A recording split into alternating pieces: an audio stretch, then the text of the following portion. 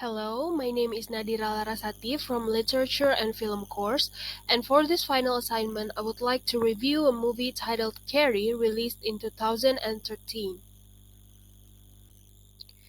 Carrie 2013 is a horror movie adapted from Stephen King's epistolary novel with the same title, Carrie, published in 1974. The novel has three versions of adaptations with the same title.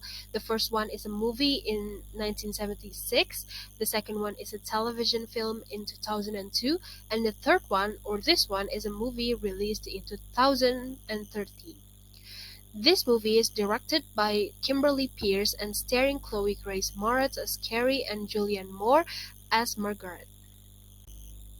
So, if I am to give my personal view on the movie apart from the novel, I think this movie is very well executed.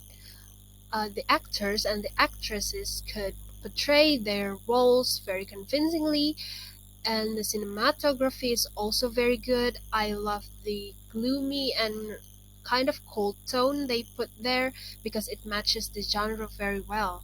The costume and makeup is also very great. I personally love the blood that they used for Carrie in this movie because it looks very realistic. It looks very similar to real blood, looking at its texture and colors.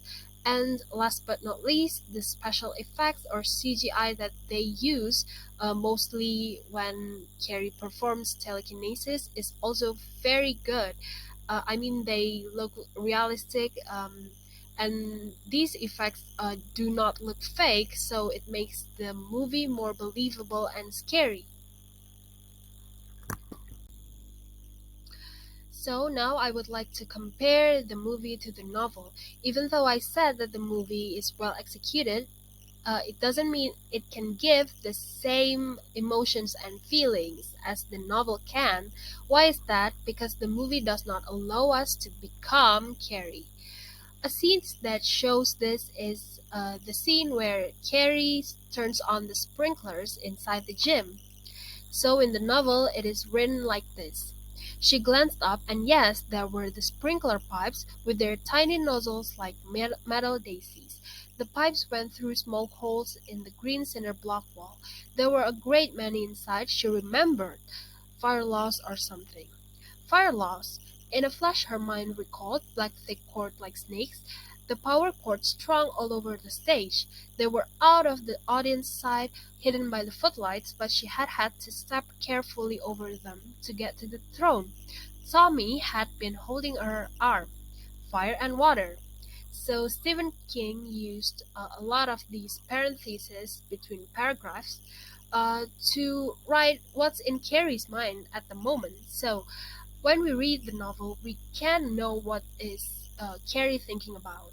We can read her mind, and also we can know what she remembers and what she recalls. But when we look at the movie, we cannot know what she is thinking about as she does that. In the movie, we can only see Carrie looking up, grinning, and reaching her hands up to the ceilings like this, but not touching the ceilings. As she does that, we cannot know what she's thinking about, and we cannot read her mind like we do when we read the novel. So I think that's why the movie does not allow us to become Carrie.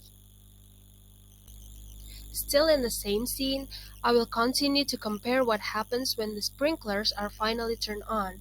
So as we can read in the novel, she reached up with her mind, felt the pipes, traced them, cold, full of water. She tasted iron in her mouth, cold wet metal, the taste of water drunk from the nozzle of a garden hose. Flax. For a moment nothing happened. Then they began to back away from the doors, looking around. She walked to the small oblong of glass in the middle door and looked inside. It was raining in the gym. Meanwhile, in the movie, now we can see that the camera is placed above Carrie to show that the sprinklers are turned on, starting from the right one to the left one. So in the movie, we can only see when Carrie reached out her hands, the sprinklers turn on.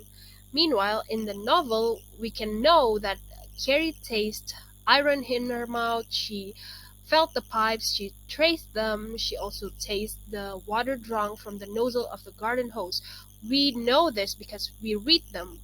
And also, in the book, there is the word flax that is used to describe Carrie's mind as she does telekinesis. So when her mind gives a flax, telekinesis is being performed.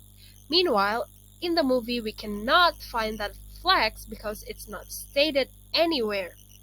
So we cannot really know if her mind does give a flax as she does telekinesis. My previous comparison of the scene as written in the novel and as presented in the movie is an example of what Chapman said in his work regarding the narrator of verbal fiction. So Chapman said he doesn't have to account for his physical position at all. Further, he can enter solid bodies and tell what things are like inside and so on. He, in this quote, refers to the narrator of verbal fiction. So when we read the book, we can also enter solid bodies and tell what things are like inside. In short, we become the character. Meanwhile, when we watch the movie, we cannot become the character because we can only see and watch. We can only see what the characters are like, what they are doing, but we cannot really become them. That's why the novel and the movie gives very different feelings and sensations to the readers and the audience. That's all from me. Thank you so much for your attention, and I apologize if there are any mistakes in my presentation. Have a nice day.